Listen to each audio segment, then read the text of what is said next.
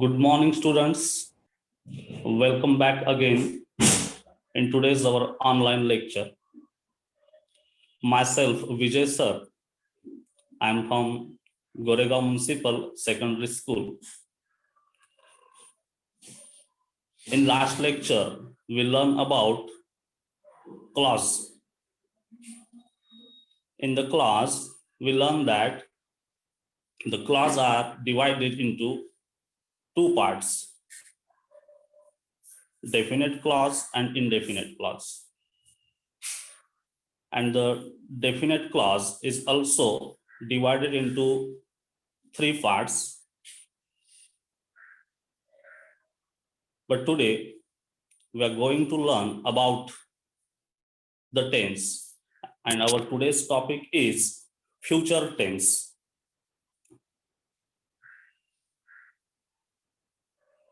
So student, here is the screen before you. Type of tense, मतलब tense के प्रकार कौन कौन से हैं इसके बारे में बताया गया है. The tense is divided mainly in three types. Tense जो होता है जिसे हम हिंदी में काल कहते हैं, टेंस को तीन भागों में डिवाइड किया गया है, जिसमें पहला है प्रेजेंट टेंस, मतलब वर्तमान काल. सेकंड इज पास्ट टेंस, जिसे हम भूतकाल इस नाम से जानते हैं. And third one is future tense. Future tense को हम भविष्य काल कहते हैं. तो इस तरीके से टेंस जो है, काल जो है, तीन भागों में डिवाइड हुआ है.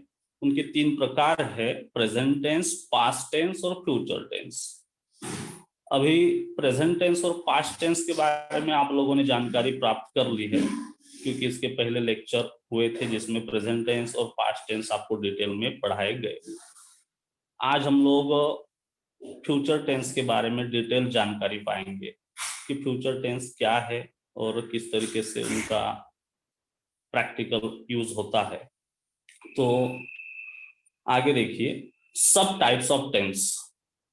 हर एक जो टेंस है, मतलब जैसे प्रेजेंट टेंस, पास्ट टेंस और फ्यूचर टेंस, ये हर एक टेंस और चार चार भागों में डिवाइड हुआ है. जैसे आप अगर प्रेजेंट टेंस की बात करते हो तो present tense is also divided into four sub types: simple present tense, continuous present tense, perfect present tense and perfect continuous present tense. मतलब यहाँ पर जो चार नाम आपको दिख रहे, जो चार प्रकार दिख रहे हैं सिंपल टेंस, तो आपको खाली सिंपल टेंस के साथ प्रेजेंट टेंस, पास्ट टेंस या फ्यूचर टेंस इस तरीके से आपको कहना है.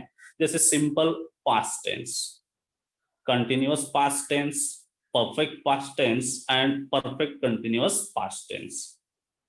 तो बिल्कुल इसी तरीके से आज जो हम टॉपिक पढ़ने जा रहे हैं future tense. Future tense is also divided into four types. वो कौन कौन से? तो सिंपल फ्यूचर टेंस, जिसे हम हिंदी में साधा भविष्य काल कहते हैं, या मतलब सामान्य होता है. दूसरा है continuous future tense.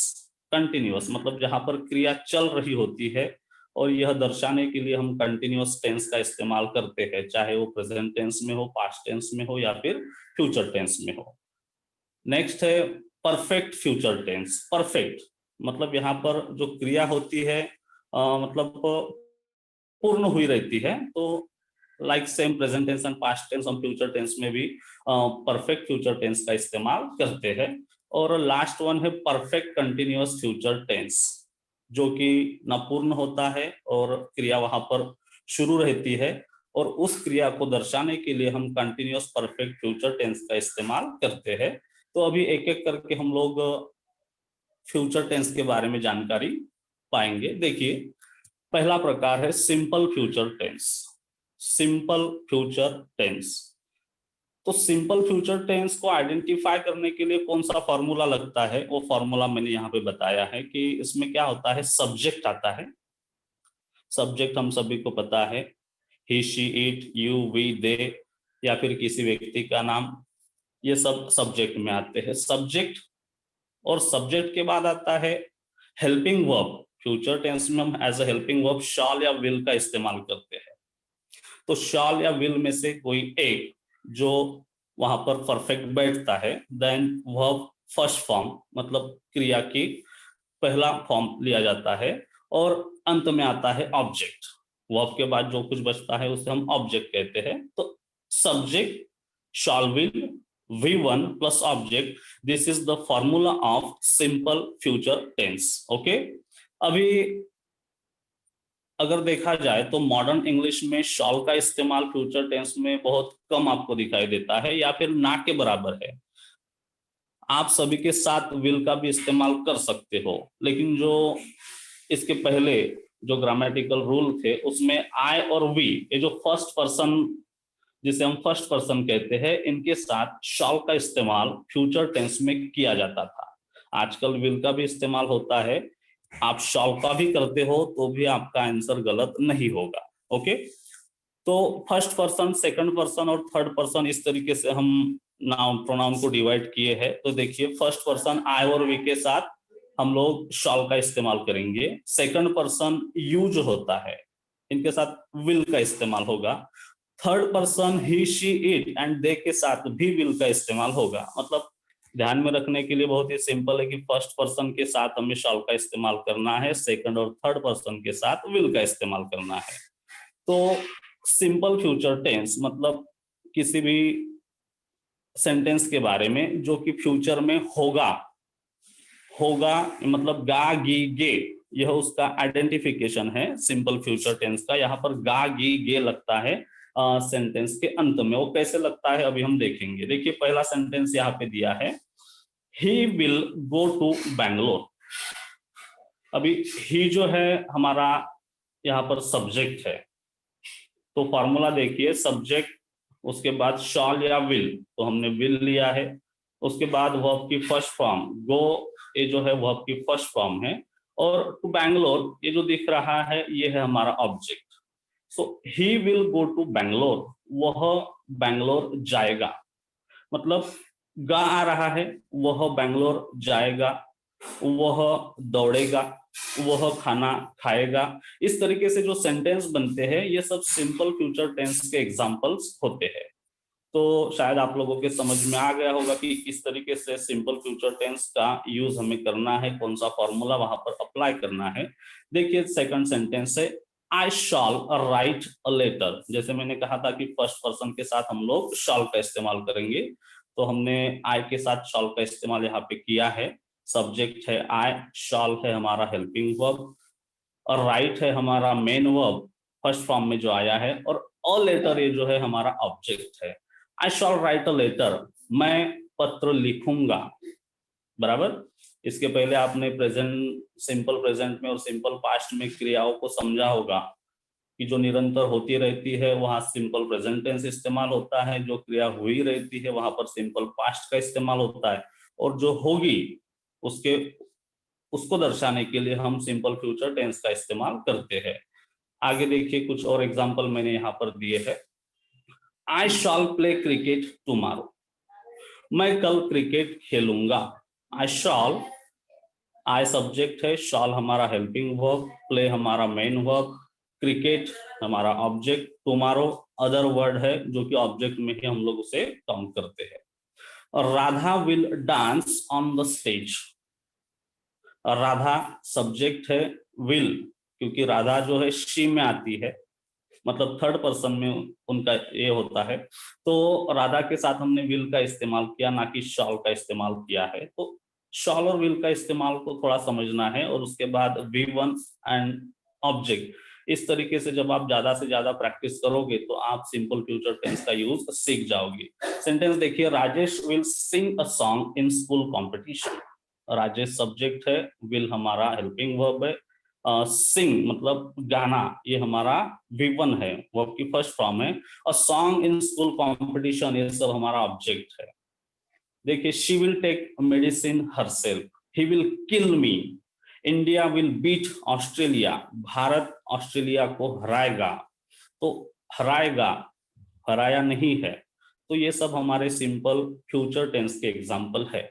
We shall celebrate victory, she will punish me, वह मुझे दंडित करेगी, you will do my work, आप मेरा काम करोगे। My mother will cook food for me, मेरी माँ मेरे लिए खाना बनाएगी। तो ये सब यहाँ पर सिंपल फ्यूचर टेंस के एग्जाम्पल आपके सामने है। अभी सिंपल फ्यूचर टेंस को भी मैंने यहाँ पर डिवाइड किया है, affirmative sentence, negative sentence, interrogative sentence और डबल इंट्रोगेटिव सेंटेंस। तो जैसे हमने देखा अभी affirmative sentence simple future tense का, अभी हम देखेंगे negative sentence of simple future tense. अभी निगेटिव सेंटेंस मतलब क्या होता है, फॉर्मूला सेम होता है लेकिन वहां पर नॉट का इस्तेमाल होता है। और वो नॉट का इस्तेमाल कब होता है, तो हेल्पिंग वर्ब के बाद और मेन वर्ब के पहले होता है। फॉर्मूला देखिए, सब्जेक्ट है, शॉल विल है, नॉट है, प्लस वर्ब की फर्स्ट फॉर्म और ऑब्जेक्ट। सेंटेंस देखते हैं हम लोग डायरेक्टली। फर्स्ट सेंटेंस है, I shall not participate in the running competition. मतलब हमने देखा था कि वहां पर कुछ होगा और यहाँ पर नहीं होगा। I shall not participate in the running competition, मैं रनिंग कॉम्पिटिशन में पार्टिसिपेट नहीं करूंगा। My mother will not cook food in the evening, शाम को मेरी माँ खाना नहीं बनाएगी। Radhika will not dance on the stage, Radhika stage पर डांस नहीं करेगी। Ramesh and Suresh will not go to Nagpur, Ramesh और सुरेश नागपुर नहीं जाएंगे। मतलब वहां होगा और यहाँ नहीं होगा, अफर्मेटिव नेगेटिव। आपके समझ में आया होगा कि फॉर्मूले में खाली हेल्पिंग वर्ब के बाद नॉट का इस्तेमाल हुआ है और वर्ब के पहले हुआ है। तो इस तरीके से हम सिंपल फ्यूचर टेंस का नेगेटिव सेंटेंस बना सकते हैं। अभी हम लोग सिंपल फ्यूचर टेंस का इंट्रोगेटिव सेंटेंस मतलब प्रश्नार्थी वाक्य कैसे बनता है उसके ऊपर थोड़ी नजर डालेंगे। देखिए, शॉल विल मतलब हेल्पिंग वर्ब पहले आएगा और सब्जेक्ट उसके बाद चला जाएगा। उसके बाद V1 ऑब्जेक्ट और अदर वर्ड, अदर वर्ड मतलब ऑब्जेक्ट से आप समझ लीजिए। तो हेल्पिंग वर्ब से शुरू होने वाला जो सेंटेंस होता है वह इंट्रोगेटिव सेंटेंस होता है। वहां पर हेल्पिंग वर्ब पहले आता है और सब्जेक्ट उसके बाद चला जाता है। तो फॉर्मूला आप लोगों ने देखा, shawl will plus subject plus V1। Simple future में हम V1 का ही इस्तेमाल करते हैं, उसके ऊपर थोड़ा आपको ध्यान देना है। सेंटेंस देखिए, shawl I cook food, shawl I cook food, क्या मैं खाना बनाऊंगा। Will you help me in my work, क्या आप मुझे मेरे काम में मदद करोगे। Will they finish their work with in time, क्या वे अपना काम समय में कंप्लीट मतलब फिनिश करेंगे, पूर्ण करेंगे। Will you Mary with me, क्या आप मेरे साथ शादी करोगे। विल इंडिया बीट ऑस्ट्रेलिया, क्या भारत ऑस्ट्रेलिया को हराएगा। तो इस तरीके से हमने हेल्पिंग वर्ब को पहले ले लिया। तो सिंपल फ्यूचर टेंस का जो हम सेंटेंस बोलते हैं गा गी गे वाला, वहीं पर हम उसका क्वेश्चन में भी उसको ट्रांसफर कर सकते हैं। ये हुआ हमारा interrogative sentence of simple future tense. अभी हम लोग पढ़ेंगे डबल इंट्रोगेटिव सेंटेंस। अभी डबल इंट्रोगेटिव सेंटेंस मतलब क्या, तो जिन प्रश्नों की शुरुआत WH वर्ड से होती है, तो सबसे पहले हम इस्तेमाल करेंगे WH वर्ड, उसके बाद शॉल विल हमारा हेल्पिंग वर्ब, उसके बाद subject plus V1 plus object और अदर वर्ड। अभी देखिए, फॉर्मूला वही है, इंट्रोगेटिव सेंटेंस वाला ही है, लेकिन उसमें सबसे पहले हमने WH वर्ड को लगा दिया और वो हमारा डबल इंट्रोगेटिव सेंटेंस हो गया। देखिए, double interrogative sentence of simple future tense. Where will he go tomorrow, where will he go tomorrow, question mark का इस्तेमाल करना है कि वह कल कहाँ जाएगा। सेकंड सेंटेंस देखिए, when will they come at our home, when will they come at our home. When मतलब कब होता है, तो वे हमारे घर कब आएंगे। Why shall we play with them, why मतलब कि क्यों। व्हाई शॉल वी मतलब हम उनके साथ क्यों खेलेंगे। What will he do for me, वह मेरे लिए क्या करेगा। तो इस तरीके से हमने सिंपल फ्यूचर टेंस को यहाँ पर देखा। सिंपल फ्यूचर टेंस में हमने affirmative, negative, interrogative and double interrogative, इस तरीके से सिंपल फ्यूचर को हमने डिवाइड किया, ताकि आप अगर इस तरीके से इन सेंटेंस की प्रैक्टिस करोगे तो स्पीकिंग में, राइटिंग में आप लोगों को ये बहुत फायदेमंद होगा। इस तरीके से आप प्रेजेंट टेंस और पास्ट टेंस के बारे में भी पढ़े होंगे। अभी दूसरा फ्यूचर टेंस का दूसरा सब काइंड है कंटिन्यूअस फ्यूचर टेंस। अभी हमने सिंपल फ्यूचर टेंस के बारे में पढ़ा। सिंपल फ्यूचर टेंस को हमने अफर्मेटिव, नेगेटिव, इंट्रोगेटिव और डबल इंट्रोगेटिव इसमें हमने डिवाइड किया। अभी हमारे सामने है कंटिन्यूअस फ्यूचर टेंस, और कंटिन्यूअस फ्यूचर टेंस मतलब जो क्रिया चल रही होती है उसे दर्शाने के लिए हम उसमें उसको प्रेजेंट टेंस में इस्तेमाल करते हैं। पास्ट टेंस में क्रिया चल रही थी और फ्यूचर टेंस में क्रिया चल रही होगी, यह दर्शाने के लिए कंटिन्यूअस फ्यूचर टेंस का हमें इस्तेमाल यहाँ पर करते हैं। देखिए affirmative sentences of continuous future tense. तो कंटिन्यूअस फ्यूचर टेंस के अफर्मेटिव सेंटेंस हम लोग अभी पढ़ने जा रहे हैं। देखिए पहला sentence, they will be watching movie. अभी फॉर्मूला हम लोग एक बार देख लेते हैं। फॉर्मूला क्या है? सब्जेक्ट है, विल शॉल है, उसके बाद बी है, बी क्योंकि क्रिया चल रही है यह दर्शाता है, और वर्ब की फोर्थ फॉर्म मतलब आईएनजी वाली फॉर्म, और ऑब्जेक्ट। मतलब यहाँ पर दो चेंजेस है, एक तो वर्ब को फोर्थ फॉर्म में हम ले गए और बी का इस्तेमाल कर रहे हैं, बाकी सब सेम है। दे विल बी वॉचिंग मूवी, वह मूवी देख रहे होंगे, या वे मूवी देख रहे होंगे। मतलब कि इन फ्यूचर क्रिया चल रही होगी, यह हम लोग यहाँ दर्शा रहे हैं। I shall be teaching the children, मैं बच्चों को मतलब स्टूडेंट्स को, बच्चों को पढ़ा रहा हूंगा। You will be learning English grammar, आप इंग्लिश ग्रामर पढ़ रहे होंगे। We shall be enjoying our party, हम हमारी पार्टी एंजॉय कर रहे होंगे। Policeman will be investigating about the crime, policeman crime के बारे में इन्वेस्टिगेशन मतलब कि इंक्वायरी या फिर सर्च करते हैं, वो कर रहे होंगे। और Roshni will be singing a song in school competition, Roshni school competition में गाना गा रही होगी। देखिए फ्यूचर में बताया है क्रिया चल रही होगी, यह दर्शाया गया है। तो ये हमने देखा affirmative sentence of continuous future tense. अभी हम लोग पढ़ेंगे negative sentences of continuous future tense. अभी निगेटिव में क्या होगा? जो कंटिन्यूअस फ्यूचर टेंस का फॉर्मूला है, खाली हेल्पिंग वर्ब और बी के पहले हम उसको उसमें नॉट का इस्तेमाल भी करेंगे। तो फॉर्मूला बनेगा subject plus will shall plus not plus be plus V4 plus object और अदर वर्ड। देखिए क्या है, सेंटेंस से समझ में आएगा। She will not be cooking food, she subject है हमारा, विल जो है हेल्पिंग वर्ब है, नॉट क्योंकि हम निगेटिव सेंटेंस पढ़ रहे हैं, और उसके बाद बी V4 और object. She will not be cooking food, वह खाना नहीं बना रही हो या बना नहीं रही होगी, बराबर। They will not be enjoying their party, वे उनकी पार्टी एंजॉय नहीं कर रहे होंगे। He will not be going to the market, वह मार्केट नहीं जा रहा होगा। You will not be doing my work, आप मेरा काम नहीं कर रहे होंगे। We shall not be playing the match, हम मैच या फिर क्रिकेट मैच हम लोग नहीं खेल रहे होंगे। मतलब जो क्रिया चल रही होगी उसको ना में अगर दर्शाना है, नेगेटिव करना है, तो आप नॉट का इस्तेमाल हेल्पिंग वर्ब के बाद कर दो, तो आपका कंटिन्यूअस फ्यूचर टेंस का नेगेटिव सेंटेंस बन जाएगा।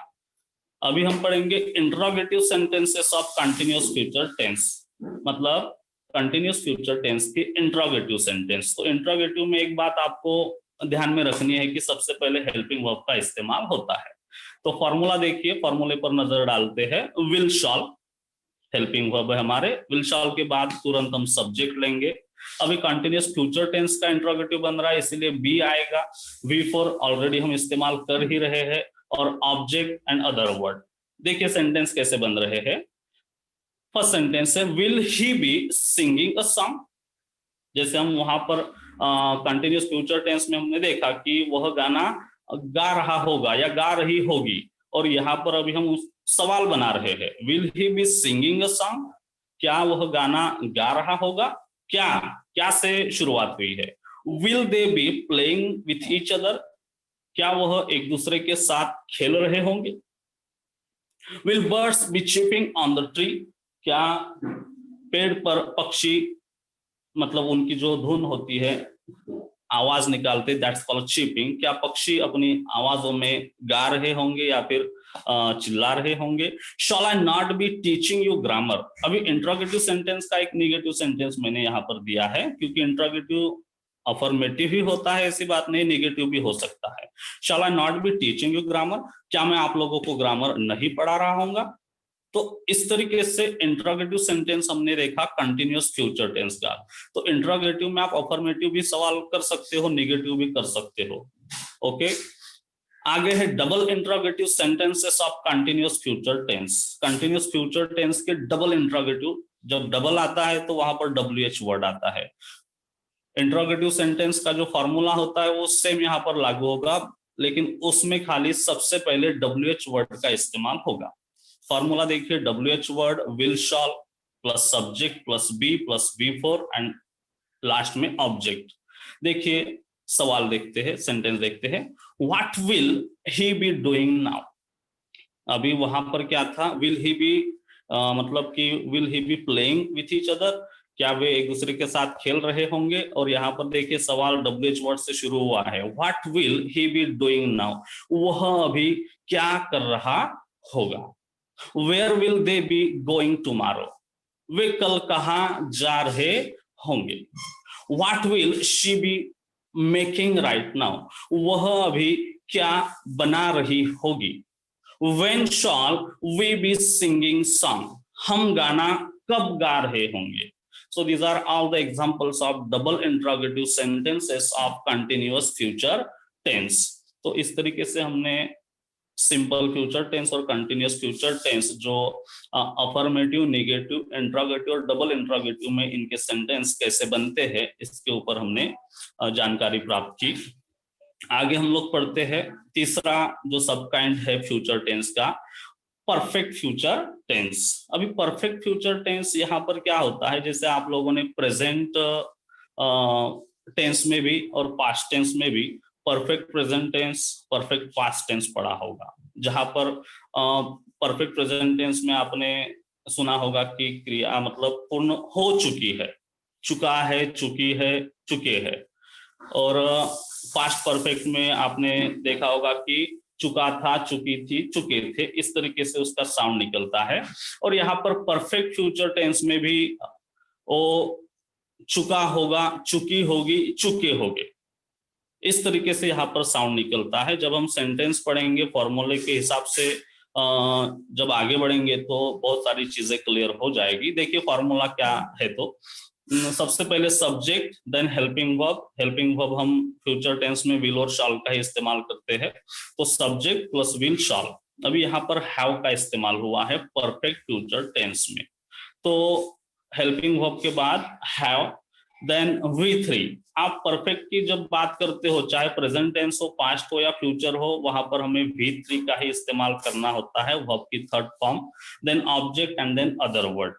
अभी सबसे बड़ी बात यहाँ पर आपको ध्यान में रखनी है कि जैसे परफेक्ट प्रेजेंट टेंस में हम लोग ही, शी, इट के साथ हैज का इस्तेमाल करते हैं, तो कभी कभी अनजाने में हमसे हैज का इस्तेमाल हो जाता है, लेकिन फ्यूचर टेंस में हैज है ही नहीं, हैव ही है। तो इसीलिए सभी सब्जेक्ट के साथ, सभी प्रोनाउन के साथ हमें हैव का ही इस्तेमाल करना है, इस बात को ध्यान में रखना होगा। देखिए affirmative sentences of perfect future tense. तो परफेक्ट फ्यूचर टेंस के सकारात्मक वाक्य हम लोग सबसे पहले पढ़ेंगे। सकारात्मक वाक्य में क्या क्या है, देखिए पहला सेंटेंस है, Ramesh will have written a story.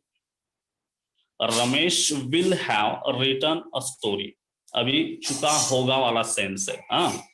Ramesh किसी व्यक्ति का नाम है, विल हैव रिटन लिख चुका होगा, विल हैव रिटन लिख चुका होगा अ स्टोरी। रमेश स्टोरी मतलब कथा, कहानी लिख चुका होगा, इन फ्यूचर का सेंस है। और फ्यूचर में ऐसे अंदाज लगाया जा रहा है कि वह स्टोरी लिख चुका होगा, वह खाना खा चुका होगा, बराबर। सेकंड सेंटेंस देखिए, they will have played the cricket match. They मतलब वे विल हैव प्लेड खेल चुके होंगे, द क्रिकेट मैच, वह क्रिकेट मैच खेल चुके होंगे, मतलब इन फ्यूचर जो क्रिया है वह कंप्लीट हो चुकी होगी। India will have beaten Australia, Bharat Australia को हरा चुका होगा, मतलब कि जैसे किसी गेम की बात हो रही है, यहाँ पर लड़ाई फाइटिंग वगैरह नहीं है। India will have beaten Australia, तो भारत ऑस्ट्रेलिया को मैच में, क्रिकेट मैच में हरा चुका होगा। She will have sung a song, she मतलब वह, विल हैव संग गा चुकी होगी, अ सॉन्ग वह गाना गा चुकी होगी। तो चुका होगा, चुकी होगी, चुके होगे के सेंस में यहाँ पर हम परफेक्ट फ्यूचर टेंस का इस्तेमाल करते हैं। ये हुआ अफर्मेटिव सेंटेंस। अभी हम लोग पढ़ेंगे negative sentences of perfect future tense. क्या होगा नेगेटिव में? खाली हेल्पिंग वर्ब के बाद हमें क्या करना है? नॉट का इस्तेमाल करना है। बचा हुआ फॉर्मूला अफर्मेटिव सेंटेंस जिस तरीके से हम बनाते हैं वैसे ही नेगेटिव सेंटेंस बनते हैं। सिर्फ हेल्पिंग वर्ब के बाद नॉट का इस्तेमाल हमें करना है, इस बात को दिमाग में फिट करके रखना है। देखिए एग्जाम्पल है, I shall not have eaten food. I shall have eaten food अगर ऐसे होता, मतलब मैं खाना खा चुका हूंगा, तो वो होता affirmative sentence of perfect future. अभी उसमें नॉट लगा है कि मैं खाना नहीं खा चुका हूंगा, तो ये हुआ negative sentence of perfect future tense. India will not have beaten Australia, Bharat Australia को हरा नहीं चुका होगा या नहीं हरा चुका होगा। We shall not have finish our work, हम अपना कार्य पूर्ण नहीं कर चुके होंगे। She will not have danced it, वह डांस मतलब नाचना, वह she will not have danced, अभी तक वह नाची नहीं होगी। He will not have written a letter, वह अभी तक पत्र नहीं लिख चुका होगा। Rajesh and Sangeeta will not have gone to temple, Rajesh और संगीता मंदिर नहीं जा चुके होंगे। तो इस तरीके से हम परफेक्ट फ्यूचर टेंस का नेगेटिव सेंटेंस कैसे बनता है वह फॉर्मूले के साथ अभी पढ़े हैं। आगे है interrogative sentences of perfect future tense. अभी इंट्रोगेटिव सेंटेंस मतलब वही जो हेल्पिंग वर्ब से स्टार्ट होते हैं। डबल इंट्रोगेटिव मतलब वही जहां पर WH वर्ड के साथ हेल्पिंग वर्ब आता है, बराबर। ये एक दो चीजें हैं जिनको आपको ध्यान में रखना होगा।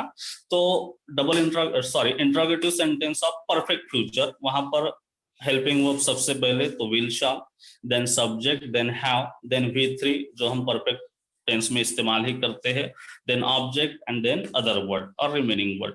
देखिए पहला सेंटेंस है, will he have finish his work now, क्या वह अपना काम पूर्ण कर चुके होंगे।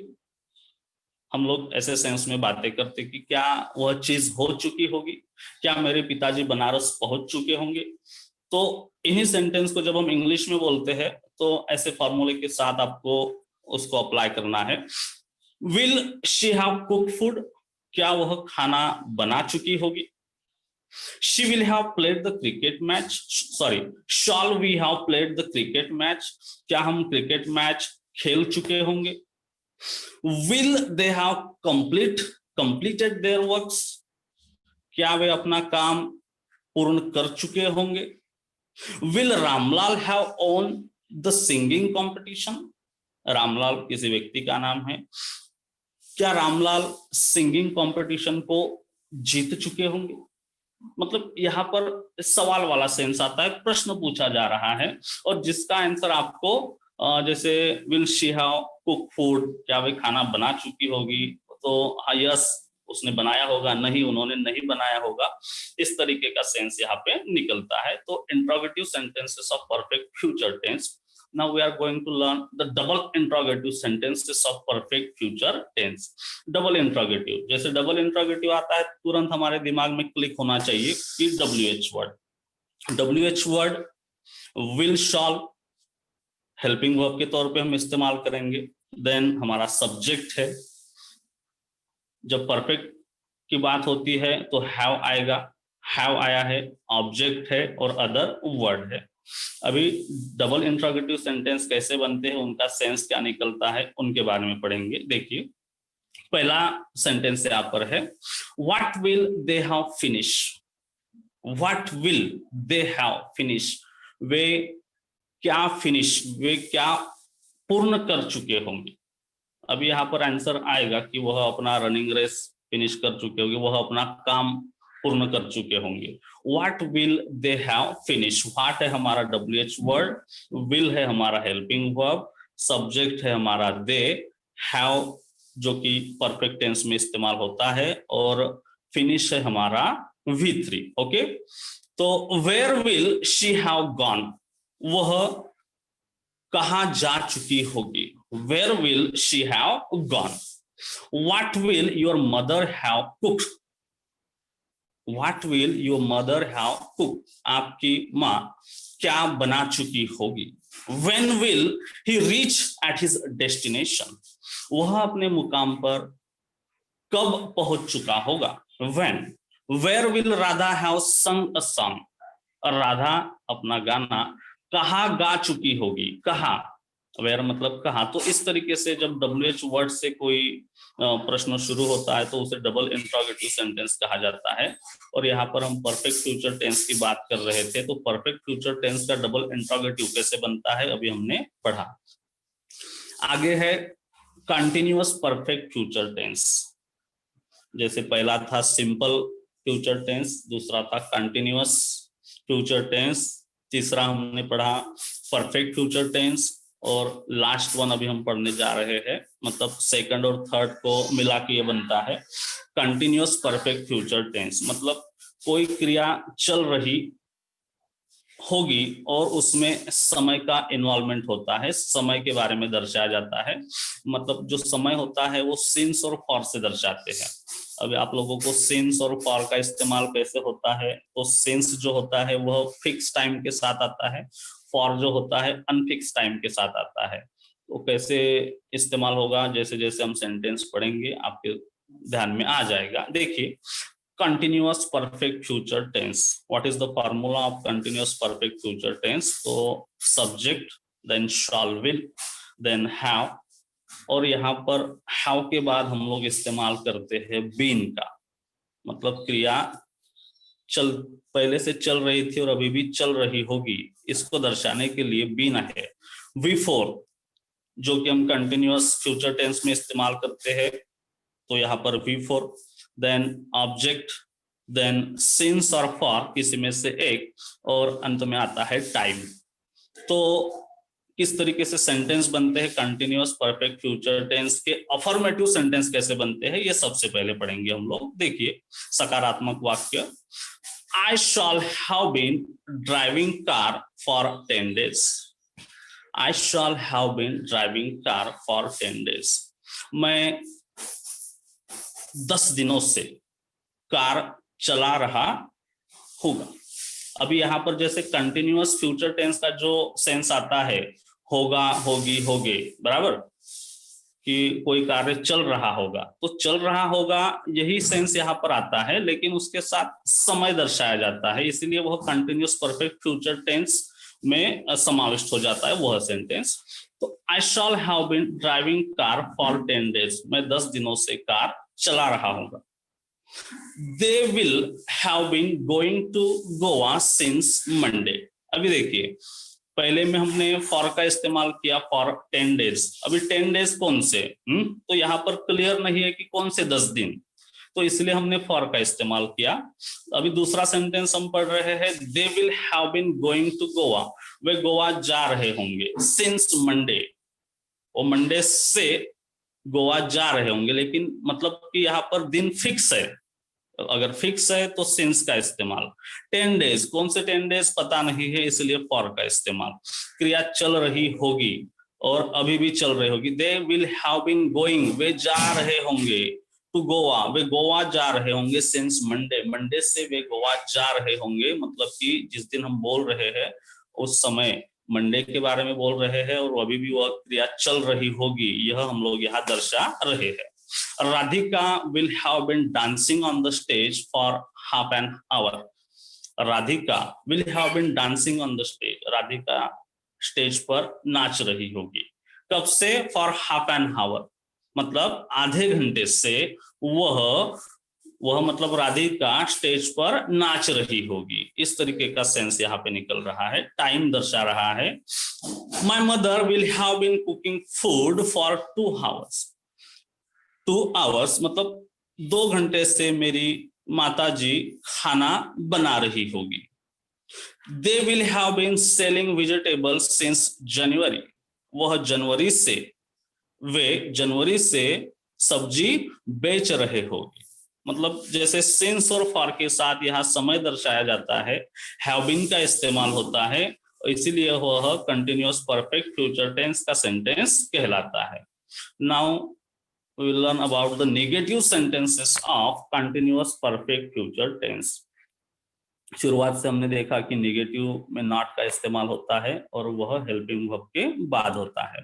तो फॉर्मूला वही है, सब्जेक्ट है शॉल विल, हेल्पिंग वर्ब के तौर पे आएंगे, नॉट आएगा क्योंकि नेगेटिव बना रहे हैं, हैव बीन का इस्तेमाल है और हैव बीन के बाद वी फोर, वर्ब की फोर्थ फॉर्म आईएनजी वाली फॉर्म इस्तेमाल होगी, ऑब्जेक्ट आएगा और देन सिंस या फॉर दोनों में से कोई एक, उनके साथ टाइम दर्शाया जाएगा। देखिए सेंटेंस देखते हैं, she will not have riding bike for half an hour, मतलब वह आधे घंटे से बाइक नहीं चला रही होगी। अब यहाँ पर नहीं वाला सेंस है, होगा होगी होगे वाला, लेकिन उसमें नहीं ऐड हो जाएगा, वह आधे घंटे से बाइक नहीं चला रही होगी। They will not have been selling fruits since Monday, वह मंडे से फ्रूट्स नहीं बेच रहे होंगे, नहीं वाला सेंस है। We shall not have been speaking English since 11 o'clock, we shall not have been speaking English, हम इंग्लिश नहीं बोल रहे होंगे, कब से, since 11 o'clock, टाइम फिक्स है, 11 बजे से हम लोग इंग्लिश नहीं बोल रहे होंगे।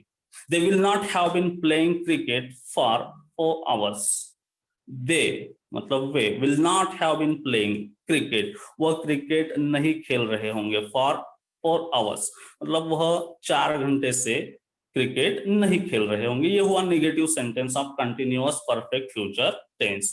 Now we will learn about interrogative sentence, मतलब वही जो हेल्पिंग वर्ब से स्टार्ट होते हैं, shall will, subject, have been, before plus object, then since, for and then time, इस तरीके का हमारा फॉर्मूला है। देखिए will he have been selling toys since morning, अभी क्या वाला सेंस आएगा, will he have been, अभी देखिए he के बाद have ही आना चाहिए, has नहीं आना चाहिए, यहाँ पर मोस्ट ऑफ मिस्टेक रिटर्न में हो जाती है। will he have been selling toys since morning, क्या वे सुबह से टॉयज मतलब खिलौने बेच रहे होंगे, क्या वे सुबह से खिलौने बेच रहे होंगे, इस तरीके का सेंस है। Will they have been playing football for 4 hours, क्या वे 4 घंटे से, कौन से 4 घंटे पता नहीं इसलिए फॉर का इस्तेमाल हुआ है, तो क्या वे 4 घंटे से फुटबॉल खेल रहे होंगे। Will your mother have been cooking food for 2 hours, क्या आपकी माताजी 2 घंटे से खाना बना रही होगी, क्या आपकी माताजी 2 घंटे से खाना बना रही होगी। Will Radha have been dancing on the stage since 2 o'clock, क्या आपकी माताजी will Radha have been dancing, क्या राधा स्टेज पर नाच रही होगी, सिंस 2 o'clock, 2 बजे से राधा स्टेज पर नाच रही होगी। Will they have been studying since 2011, क्या वह 2011 से पढ़ाई कर रहे होंगे। तो क्या वाला सेंस है जो हेल्पिंग वर्ब से शुरू होता है, इसलिए उसे इंट्रोगेटिव सेंटेंस कहा जाता है। And now we are going to learn double interrogative sentences of continuous perfect future tense. Formula वही है, WH वर्ड एक्स्ट्रा लगेगा, बाकी shall will, subject, have been, before, object, since और फॉर एंड लास्ट टाइम का वहां पर इस्तेमाल होता है, जो हमें दर्शाता है कि यह कंटिन्यूअस परफेक्ट वाला एग्जांपल है। देखिए where will you have been living for 10 days, where कहाँ, where will you have been living आप कहाँ रह रहे होंगे, फॉर 10 days आप 10 दिनों मतलब 10 दिन या 10 दिनों से कहाँ रह रहे होंगे। वेयर का इस्तेमाल हुआ है तो वहां पर प्लेस दर्शा रहा है। What will she have been cooking for 30 minutes, वह 30 मिनट से या फिर आधे घंटे से वह क्या बना रही होगी, वो क्या कुक कर रही होगी। Who will have been going to market for 2 hours, 2 घंटे से मार्केट कौन जा रहा होगा? Who will have been going to market for 2 hours? How will the police have been catching the thief for 2 hours? 2 घंटे से जो पुलिसमैन है वह चोर को कैसे कैच कर रहे होंगे, कैसे पकड़ रहे होंगे? तो इस तरीके से double interrogative sentences of continuous perfect future tense ये भी हमने देखा. So students, today we learn about the future tense, and the future tense is divided into 4 subtypes: simple future tense, continuous future tense, perfect future tense, and continuous perfect future tense. And this tense is also divided into affirmative, negative, interrogative, and double interrogative. So in this way, today we learn about the future tense. If you have any doubt, you can ask me.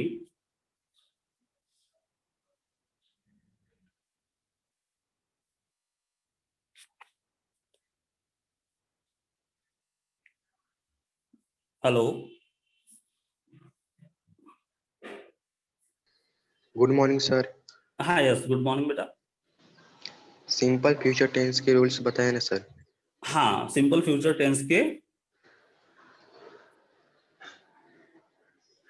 Hello, rules sir बताइए ना. Rules बताओ simple हाँ. Future tense के. Simple future tense में क्या है बेटा कि सब्जेक्ट है, अभी हमने पढ़ा, आपको पीपीटी अवेलेबल हो जाएगा. तो सबसे पहले आता है सब्जेक्ट, बराबर.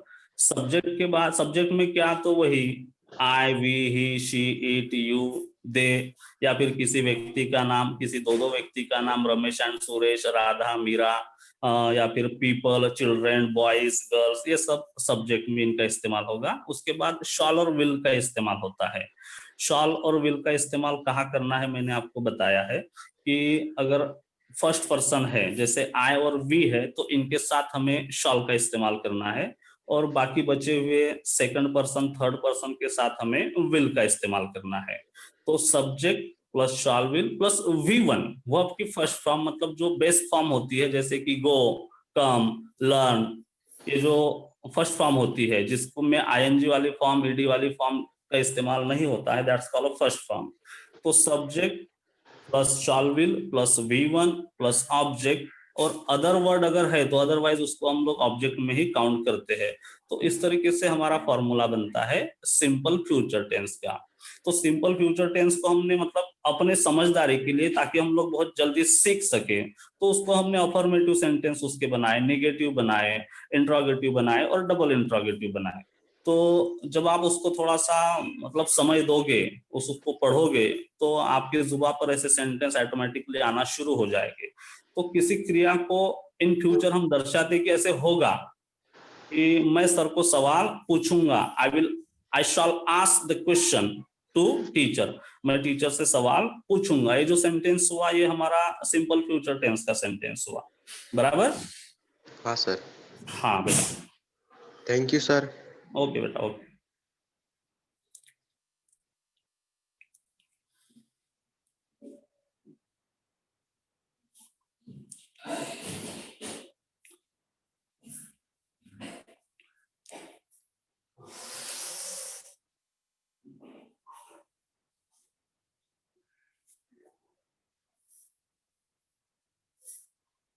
यस, बोलिए बेटा.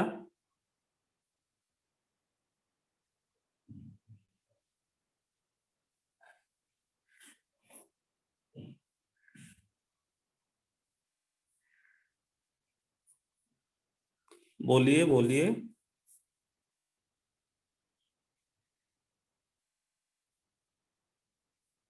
क्या मतलब है? शॉल और विल जो होता है बेटा, जैसे आपने प्रेजेंट टेंस पढ़ा होगा, और प्रेजेंट टेंस में हमने एम, इज, आर इस हेल्पिंग वर्ब का इस्तेमाल किया है, बराबर. या आपने पढ़ा होगा कि एम इज आर, यह हेल्पिंग वर्ब के तौर पे हम लोग इस्तेमाल करते हैं. आपने पास्ट टेंस पढ़ा होगा, वहां पे वाज और वर्क का इस्तेमाल होता है, बराबर. तो like same as a helping verb we use shall and will in the future tense. तो शॉल का इस्तेमाल कहाँ होता है ये भी मैंने बताया, विल का इस्तेमाल कहाँ होता है वो भी बताया। और अगर अभी मॉडर्न इंग्लिश में मतलब कैसे कुछ चीजें लैप्स हो जाती है तो वहां पर शॉल का इस्तेमाल बहुत कम होता है। आप विल का भी इस्तेमाल करते हो तो भी ग्रामेटिकली वो मिस्टेक नहीं है। और अगर आपको शॉल का करना ही है तो फर्स्ट पर्सन के साथ आई और वी के साथ आप लोग शॉल का इस्तेमाल कर सकते हो, वहां पर कोई दिक्कत नहीं है, ना ही आपका सेंटेंस गलत होगा। Thank you sir. ओके बेटा।